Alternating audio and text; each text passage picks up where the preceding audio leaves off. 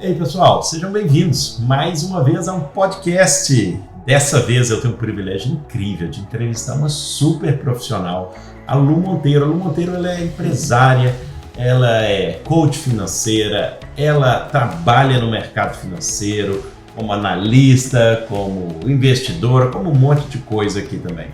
E eu acho que vai ser muito produtivo estar aqui com ela hoje. Vocês que nos ouvem nas várias plataformas aqui de podcast ou estão nos assistindo aqui também pelo YouTube.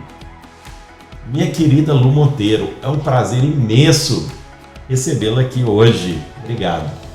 Eu que agradeço, muito bacana estar aqui com você, com a sua equipe, estar aqui também em Cascais, em Portugal, sendo recebida com tanto carinho, né? Muito bom. Maravilha. Minha querida Lu, vamos lá direto ao assunto para que os nossos ouvintes possam entender um pouquinho mais dessa questão financeira. Eu quero entender primeiro, por que você entrou nisso? Da onde que veio essa ideia de se tornar... Aliás, de se tornar não. O que você é se a gente descrevesse para alguém de fora? Além de ser uma pessoa incrível, maravilhosa, uma mãe linda e tudo mais, hoje a sua profissão é o quê? Eu ajudo as pessoas a se planejarem, a se organizarem financeiramente e fazer o dinheiro trabalhar por elas. Ok. Com diversas soluções financeiras, mas principalmente as pessoas entendendo a sua identidade financeira, que foi o meu maior problema lá atrás. Por que entrou na minha vida, Rafa? Eu sou uma ex-endividada que entrou no mercado financeiro, parecia uma pegadinha quando isso aconteceu. Ou seja, você estava endividada e entrou no mercado financeiro? Não. Ao pagar a minha última dívida, eu fui convidada para trabalhar no mercado financeiro. Muita água rolou. Então você aprendeu muito aí até pagar a primeira toda a dívida. Mas assim, na hora que eu estava endividada, eu era profissional liberal, eu tinha que lidar com dinheiro, eu não estava desempregada, então o dinheiro continuava entrando. E por mais que ali naquele momento eu estivesse no fundo do poço, eu tive início de depressão, porque eu não conseguia ver um palmo à minha frente, como é que eu ia sair daquilo que eu tinha me metido. Eu não tinha a menor ideia como eu tinha entrado, e depois como é que eu ia sair daquilo. Mas aos poucos, né, e nessas horas a gente ter um mentor, ter uma ajuda, ter um processo de como fazer, foi muito legal. Então eu tive esse mentor, e ele foi falando algumas coisas para mim do que eu deveria fazer para eu lidar com o dinheiro na hora que ele entrasse de uma forma diferente. Porque a maioria das pessoas quer juntar dinheiro, quer poupar dinheiro do que sobra no final do mês. E ele me ensinou que não. E não sobra. Não sobra, sobra mês e não sobra grana, entendeu? E ele falou assim, não, você, a partir do momento que está entrando dinheiro, você tem que agir com dinheiro de uma forma diferente. E lá no Brasil, você tem uma conta num banco, aí eu teria cartão de crédito, cartão de débito, cheque, né? Eu tinha 10 cartões de crédito. 10? 10 na época. Eu não tive mais cartão de débito, não tinha mais cheque e não tinha mais conta em banco. Só que eu continuava vendendo, porque eu sempre fui uma vendedora. E então eu tinha que ter, como profissional liberal, representante comercial, eu tinha que ter o produto para vender. Então eu tinha que comprar. Então uma das primeiras coisas foi, o primeiro ensinamento, a primeira lição que eu tive foi não misturar as coisas, né, de pessoa jurídica, do meu trabalho com a minha vida pessoal. Porque eu recebia o dinheiro, às vezes a pessoa me pagava em etapas, e aí vinha a fatura dos cartões, eu já tinha gastado dinheiro. Era uma coisa assim, muito assim, sem noção de fluxo de caixa. Então, a primeira ação que eu fiz, a primeira foi entender que eu tinha que separar o profissional. Então deixa eu já... Ao contar a sua história, eu acho que é até interessante a gente já trazer aqui aos nossos ouvintes algumas dicas, porque eu tenho certeza que tem gente que está nos ouvindo nesse momento que provavelmente está endividado, que provavelmente chega no final do mês e não tem a mínima noção como é que vai pagar as contas e vive nesse estresse, porque a falta de dinheiro traz muito estresse na vida familiar, na vida pessoal, na vida com os filhos, etc. Essa seria uma primeira dica?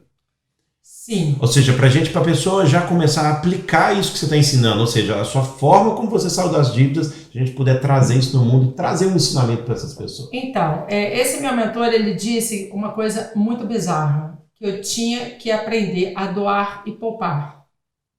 Eu falei, mas como assim eu estou endividada? Ele falou, o dinheiro está entrando, então você tem que começar a lidar com o dinheiro de uma forma diferente. Então, isso foi algo que eu tinha que separar o dinheiro na hora que ele entrava. Então, essa é uma dica que, assim, entrou, ele tem um destino, né? E não pode ser só pagar os outros, você tem que separar aquilo ali para o que você quer. Então, você tem que saber onde você gasta o dinheiro, mas não é só assim, controle de gastos, eu sei quanto eu gasto de moradia, quanto eu gasto de transporte, quanto eu gasto com filho e tal, isso é importante. Mas aonde você pode cortar é o que não te leva para onde você quer. E aí eu costumo dizer que naquela época, eu ainda não tinha essa noção, mas o mentor que me ajudou tinha, ele me botou assim, vamos começar pelo fim. O que você quer? E eu queria eliminar as dívidas. No primeiro momento, eu queria me livrar das dívidas. Livrar das dívidas. E livrar das dívidas você não pode ir fazendo muito aos pouquinhos. Você tem que ter intensidade, é meio declarar guerra. Mas, ao mesmo tempo, imagina o seguinte, se eu falar com você, aqui em Portugal tem salame? Salame? Tem enchidos, é isso. Tá, então assim, ele é grande, você não vai comer em uma mordida. Mas se a gente estiver aqui conversando, de repente tomando um vinho, ele fatiado, pode ser que a gente coma mais do que um salame. E foi aquilo, eu tinha que separar, eu tinha que fragmentar. Mas de cada fragmento eu era intensa, sabe? Eu negociava aquela dívida, pum, era acabou. Intencional naquilo. Você sabia o que tinha que fazer. Exatamente. Foi aquela, clareza, né? Eu ia para a próxima. Exatamente. Então eu começava pelo fim, sabendo exatamente o que eu estava buscando, agia massivamente em prol daquilo que eu queria. E, na realidade, assim, o meu plano de ação, ele tem uma coisa... Lu, desculpa interromper, é porque isso que você falou é muito importante. É sério, isso é muito importante, que é o seguinte, nós temos que ter clareza onde nós queremos chegar. Isso a gente já ouviu e é verdade. Só que o que as pessoas muitas vezes não entendem é que quando elas querem chegar em algum lugar, elas têm que abrir mão de outras coisas para ela chegar. Quando você fala assim, eu declarei guerra, é uma guerra, eu estou numa guerra em que o meu inimigo maior são as minhas dívidas, eu tenho que acabar com isso, eu tenho que acabar com as minhas dívidas. O que vai significar que nesse caso financeiro, aí a pessoa pode falar, então eu vou ter que parar de jantar fora com os amigos. Vai. Eu vou ter que parar de sair ou ficar 2 anos sem tirar férias. Talvez vai ter que ficar 2 anos, ou mudar o lugar das férias. Em vez de ir para um outro país, vai ter que ficar aqui, ou vai ter que pegar uma casa emprestada. E vai ter que tomar decisões muito seletivas e muito assertivas para conseguir chegar onde quer chegar. E às vezes também usar um pouquinho de criatividade. Eu costumo dizer que a gente pode se dar momentos de ouro sem gastar dinheiro. Então assim, você tem um pôr do sol com alguém que você gosta, você dá um passeio num parque, você fazer coisas e escolhas, como você está falando, que não necessariamente, ou você pode gastar menos, ou às vezes tem coisas até que você pode fazer sem gastar, né? Então, essa mudança de hábito e mudança de mindset é extremamente importante, mas naquela hora que eu estava no olho do furacão, eu não tinha essa ideia de mudança de mindset. Hoje é fácil eu falar o que eu fiz, mas naquela época é o seguinte, eu tenho que declarar guerra e vou. E assim eu fazia, eu tinha que separar o dinheiro, eu tinha que lidar com o dinheiro de uma forma diferente, não podia misturar o meu trabalho com o físico, porque senão nunca eu ia dar nome aos bois, né? Saber o que era cada coisa. E assim eu fui lidando. Então eu não tinha nada, eu recebia dinheiro. Então assim, uma coisa bizarra que eu fiz naquela época, dos 10 cartões que eu tinha, meu plano de ação foi simplesmente pegar uma tesoura e cortar os 10 cartões. Eu não ia usar mais cartão de crédito. Sabe? Uau, isso é incrível. Pegar ali 10 cartões de crédito e cortar e eliminar o mal, assim, né? Tinha que ser, porque senão eu não ia saber lidar. Tinha que ser radical, né? Tinha que ser radical naquele momento. Hoje eu adoro ter o meu cartão de crédito como parceiro, ele me dá desconto para o entretenimento. Olha só o que ela falou, pessoal. Eu adoro ter o meu cartão de crédito como parceiro. Ou seja, ele te ajuda hoje a alcançar, mas obviamente com sabedoria. Com sabedoria. Ele pode... E eu acho que a grande conexão é a gente, assim, o dinheiro não é a parte da vida da gente, ele está em tudo que a gente faz, direto ou indiretamente. Então, assim, ou a gente vai ficar com queda de braço, ou a gente vai fazer aliança, parceria. O que eu consegui entender era isso. E lidar de forma diferente com o dinheiro. Então, eu cortei os cartões de crédito, eu recebia em dinheiro, não tinha banco para depositar. Então, eu tinha o sistema dos envelopes. Eu separava o dinheiro. Então, como se o dinheiro entrava, eu era para representante comercial, eu tinha que comprar de novo o meu estoque. Então, o meu primeiro envelope era de estoque.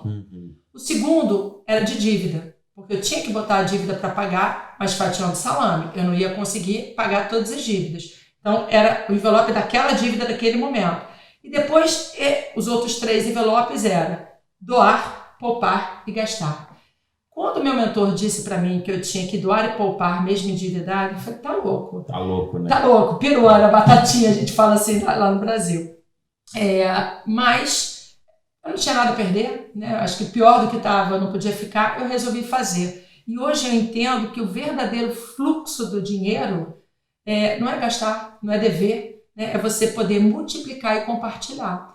E esse foi o aprendizado para eu desapegar um pouco do dinheiro e entender, porque assim, ou você fica refém do dinheiro e ele vai dominar e dizer o que você vai fazer na tua vida, ou você está no comando e você bota ele para trabalhar por você. Né? O que é o dinheiro trabalhar por nós? O que é essa expressão? Primeiro, antes seria investir. Né? Investir de dinheiro, fazer dinheiro através dos juros que você vai receber dos seus investimentos. Então, aí depende muito de que lugar que você está. No Brasil, você pode investir em renda fixa, em renda variável, em ações, fundos imobiliários. Aqui tem outros tipos de investimentos, startups, imóveis, enfim, coisas que você vai receber retorno. Investimento botei o meu dinheiro e vou receber um retorno maior do que eu coloquei. Então é isso que eu quero dizer, mas antes da gente investir, para a gente investir bem, a gente precisa gastar bem. Então tem essa conexão, quando a gente tem essa relação com o dinheiro. Então, se eu gasto somente pagando contas, eu fico refém das contas. Se eu aprendo a ter uma despesa, entre aspas, de investimento, eu começo a separar uma parte do dinheiro me pagando em primeiro lugar, para que eu possa, através dos meus objetivos de curto, médio e longo prazo, fazer esse dinheiro trabalhar com propósito. Eu adoro falar isso. A gente tem que ganhar dinheiro com propósito, a gente tem que gastar dinheiro com propósito e a gente tem que poupar dinheiro com propósito e de propósito. Pois é, espetáculo. Ou seja, gastar de propósito, saber com o que está gastando. Eu acho que uma das coisas que nos pegam quase como reféns, ou pelo menos as pessoas entendem isso, é que a gente vive no mercado consumista, em que tudo é difícil, em que tem uma propaganda massiva para a gente gastar, e muitas das nossas compras são compras emotivas, né? Impulsionadas por nossa emoção. Então a gente está assim, nossa, isso é muito incrível, eu vou comprar, e puf, compra. E emoção não combina com dinheiro. Com certeza não combina com dinheiro. Energia combina com dinheiro. E energia tem que fluir. Se o dinheiro não está fluindo, são pequenos ajustes que a gente tem que fazer. Eu tenho uma palestra que eu adoro, que é falar da acupuntura financeira. Uau. Né? Então, assim, a acupuntura, você tem pontos ou de excesso ou de escassez de energia, de bloqueios, que você coloca aquela agulhinha para a energia circular no teu corpo, né? Senão você tem uma doença, uma inflamação, alguma coisa. O dinheiro não é diferente, porque o dinheiro, o fluxo existe. Por que é só para uns? Eu estava lendo ontem o Neymar, se eu não me engano agora, o passe dele foi 222 milhões de euros. Uau! E aí ia fazendo a conta, por ano, por mês, por dia, por hora trabalhada, em termos de salário mínimo aqui em Portugal. Quantas vezes por que só uma pessoa pode? Só porque ele descobriu o talento dele, todo mundo pode ter acesso ao dinheiro, né? Porque o fluxo existe. O que a gente tem que fazer, e aí você estava falando antes, é a escolha. A gente tem que escolher entrar. Para a gente escolher entrar, a gente tem que saber gastar, a gente tem que saber ganhar, a gente tem que saber gastar e, logicamente, investir. Porque existem vários tipos de investimentos, tem uns que são para alguns tipos de objetivos e outros para outros tipos de objetivos. Então, é sempre também, de qualquer maneira, saber para onde você quer ir.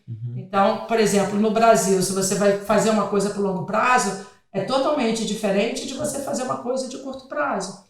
Por exemplo, eu tenho alunos que é uma história muito bacana, é um casal de médicos, que eles foram meus alunos quando eles eram namorados. E eles começaram a fazer o investimento deles e eles começaram a fazer uma reserva para o filho que eles teriam. Namorados. Eu fui ao noivado deles. Porque quando eles eram namorados já começou a fazer uma reserva para o filho, que não existia. Não existia. Eles ficaram noivos. É planejamento, né? Eles casaram. Ano passado nasceu a Alice. Então a Alice nasceu, eles poupando para a educação dela aos 18 anos, já com 6 anos de investimento. Poxa. E tempo, na hora que a gente fala de dinheiro, fazer dinheiro, é um aliado super bacana. E outra coisa importante que eu gosto muito de falar é o seguinte: no Brasil, a gente tem tempos verbais de futuro, principais nossos, são futuro do pretérito e futuro do presente. Porque não tem o tempo verbal, o futuro do futuro. E o futuro vai chegar. E a melhor forma da gente tocar o futuro é através do planejamento. Porque a gente traz o futuro para o presente. Então, hoje a gente está colhendo coisas que a gente plantou no futuro do pretérito. E o que a gente está fazendo hoje é o que vai dar o nosso futuro lá na frente. O que nós somos hoje, fazemos hoje, colhemos hoje, não é o que nós plantamos hoje, é o que nós plantamos no passado. Nós somos o fruto de uma vida inteira de planejamento, certos ou errados, ou escolhas certas ou erradas, é o que quem nos tornamos, quem nós somos hoje. Ou seja, independente de onde a gente está nesse momento, nós podemos mudar ou escolher o nosso futuro. Isso. Certo ou não? Com certeza. E em relação ao dinheiro, é lidar de uma forma diferente com esse dinheiro. Lu, mas vamos lá na prática aqui, rápido aqui para a gente entender isso aqui. Era uma pessoa que está ganhando um ordenado mínimo ou próximo disso, digamos que não tem dívida, ok? Não tem dívida. E o que ela ganha já está ali no limite do que ela precisa gastar, enfim, já tem que fazer contas para conseguir chegar no final do mês. O que dizer para uma pessoa dessa? Como é que faz essa pessoa sair dessa corrida de ratos que a gente vê que essa vida? A vida é, né, acordar, beber, dormir, trabalhar, levar filho na escola, e aí a vida vai passando e tal. E é muito fácil, às vezes, para mim, chegar lá, você tem que achar o seu propósito vai mudar o mundo e tal. É muito bonito fazer isso, mas verdadeiramente, na prática, você pode aconselhar uma pessoa dessa, porque se ela não tiver dinheiro, eu falo isso, o dinheiro talvez não compre felicidade, mas a pobreza não compra nada. Então, ser pobre é difícil. E aí, e agora? Como é que resolve a vida dessa? Eu queria ter solução para todo mundo, não tem. Você pode dar alguma dica na prática para essa pessoa ajudar a resolver, ou pelo menos mudar a direção da vida? Primeiro eu vou fazer uma pergunta. Se essa pessoa ganhasse mais, qual seria a primeira decisão dela? Seria gastar mais? Aí cada um ou tem que será responder que ela por si, pouparia antes de gastar? Então, a primeira mudança de mindset é essa. Então, assim, se eu acostumo a viver com 100% do que eu ganho, facilmente eu vou estar gastando 101%, 102% e 105% do que eu ganho, sabe? O importante é começar pequeno. Quando eu falo que eu comecei a doar e poupar, mesmo endividado, tem um número cabalístico, bíblico, etc., de 10% na doação. Hoje eu dou muito mais do que 10%, eu poupo muito mais do que 10%. Mas quando você fala doa, você doa para onde? Para quem? Ou seja, instituição? Eu acho que a doação ela é muito peculiar, tem que ser por uma causa que você acredite. Sim. Então, se você é católico, você vai fazer isso na igreja, se você é evangélico, você vai fazer, se você não tem nenhuma religião, você pode fazer por uma ONG, por uma causa. Sim, ajudar uma causa alguém que tem menos do que coração. você. Né? Exatamente. Porque isso faz parte do fluxo do dinheiro. Agora, eu comecei fazendo isso com 1%. Entendeu? É começar, é startar o processo. Ou seja, isso é muito incrível. Ou seja, 1%. Não é a questão do valor em si, ou seja, do valor monetário em si, mas é da atitude. Atitude e sempre um percentual. Porque eu me habilito a ganhar mais. Se eu estou ganhando mais, eu posso aumentar. Não é só aumentar o gasto. Eu posso aumentar a doação e posso aumentar o poupar, sabe? Então, acho que assim, se a pessoa gasta 100%, começa a viver com 98%. Já é um bom começo. E eu já, há um tempo atrás, eu até falava isso com as pessoas, né? E muita gente dá essa resposta. Não, é impossível viver. Eu já estou lá em cima, já não consigo fazer nada. Só que isso na maioria das vezes não é verdade. Por uma questão, por exemplo, eu estava aqui em Portugal, foi logo quando eu mudei para cá, onde as pessoas ganhavam, a maior parte das pessoas tinham um bom salário, um bom ordenado, como se fala aqui em Portugal, tinha um bom ordenado, e mesmo assim a maioria delas gastavam aquilo que recebiam, e muitas delas diziam que não é possível guardar ou poupar dinheiro naquilo. Só que de repente veio a crise. E a crise arrebentou com muita gente, não só em Portugal, como na Europa e agora no Brasil, né, nós estamos vendo uma crise ainda muito forte. E as pessoas tiveram que se refazer. É dolorido, né? É duro, a gente tem que fazer. Só que eu acredito que seja mais fácil fazer voluntariamente, fazer enquanto você ainda consegue se sustentar, do que ser obrigado a fazer. E é obrigado, muitas vezes, você vai ter que sair da casa onde você está, tirar seu filho de escola privada, passar a escola pública, enfim. Aí tem uma série de coisas que muitas vezes você é forçado a fazer, né? Então, se alguém aqui está nos ouvindo e consegue, nesse momento, fazer, poupar, nem que seja 1%, né? Não para mudar, não que esse 1% faça grande diferença, mas faça grande diferença na mentalidade, na atitude, na maneira como você encara o fluxo do dinheiro. É isso? Exatamente isso. Posso trazer um exemplo de criança, que eu acho que criança ensina muita gente? Ótimo. O meu filho, hoje ele tem 15, vai fazer 16 semana que vem, quando ele tinha 9 anos, ele chegou com uma dívida em casa. 9 anos? 9 anos. Ele pegou brigadeiro fiado na cantina da escola. Logicamente, eu virei bicho, fui na escola. Como assim? O que vocês estão? Primeiro, dando uma comida não saudável para criança. Sem autorização do pai. Sem autorização do pai fiado. Então, não preciso dizer o que foi esse embate. Mas eu aproveitei esse momento para conversar com meu filho. E eu cheguei e falei assim, Theo, por que você acha que você não lancha todos os dias na cantina? Aí ele falou assim, porque a comida não é muito saudável. Eu falei, isso, e mais o quê? Porque é caro, né? Aí eu fui com ele ao supermercado, mostrei que o que ele comia lá, ele comprava mais barato. Eu comprava para ele mais barato se ele levasse de casa o mesmo tipo de coisa e tal. Então ele viu a diferença. Muito bem. Agora vamos lá, os seus amiguinhos que comem todos os dias. Vamos dar um exemplo? Eu vou usar uma unidade monetária qualquer, tá? Que na época era reais, mas eu vou uma unidade monetária, 10 por dia. Quantos dias você vai à escola? 5 dias. 10 vezes 5 dá quanto? Ele demorou um pouquinho, 50. Quantas semanas você vai na escola? 4. Então faz 50 vezes 4 dá quanto? 200. Quantos meses tem o ano? 12. Multiplica 200 vezes 12. Aí ele demorou mais um pouquinho, aí ele arregalou cada olho desse tamanho, 2.400. Falei, só que as pessoas não têm essa visão de longo prazo, a visão imediatista, de R$10 dia. Agora, 2.400, falei, o Xbox que você queria naquela época, o Xbox, os joguinhos que você quer, e assim ele aprendeu a poupar. Então, se uma criança pode, qualquer um pode. Olha, muito bom. Espetacular, minha querida Lu Monteiro. Olha, eu espero que tenha sido ou está sendo produtivo e você possa aproveitar essas informações que a Lu está passando aqui para a gente hoje, porque realmente isso é incrível. E se a gente fizer essas pequenas mudanças, certamente nós colheremos grandes benefícios no futuro. Mas como tudo na vida, para a gente colher, nós temos que plantar, né? E eu acho que essa é uma das coisas. Lu, além de te agradecer pela sua generosidade, né, e pelo privilégio que nós temos de estar com você hoje, te ouvir, se alguém quiser te encontrar por aí nesse mundão afora, como é que eles fazem? Então, acho que o melhor canal é o Instagram, né? Que é Lu com H. L-U-H. .monteiro.coach. Lu.monteiro.coach. Vai lá, passa lá no Insta da Lu, manda um beijinho pra ela, manda um recadinho pra ela. E você mora no Rio? Moro no Rio. Sou gaúcha, mas moro no Rio desde pequenininha. Eu sou meio cariúcha.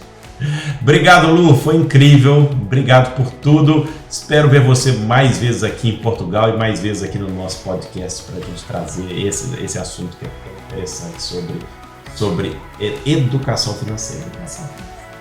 aí. Muito obrigada. Eu que agradeço estar aqui com você. Obrigado, um grande abraço. Valeu, pessoal. E a gente se vê no próximo podcast do Meu Propósito Muda o Mundo, onde a gente vai estar trazendo mais assuntos sobre como você também pode achar o seu propósito. Pegar esse propósito, meu amigo, e colocar em prática. Porque não é só achar, é realmente pegar aquilo e fazer, cara, o que eu vou fazer com isso agora? Colocar isso em prática, levar os seus talentos, seus dons, suas qualidades para o mundo, porque o mundo precisa também de você. Um beijo grande e até a próxima. Valeu!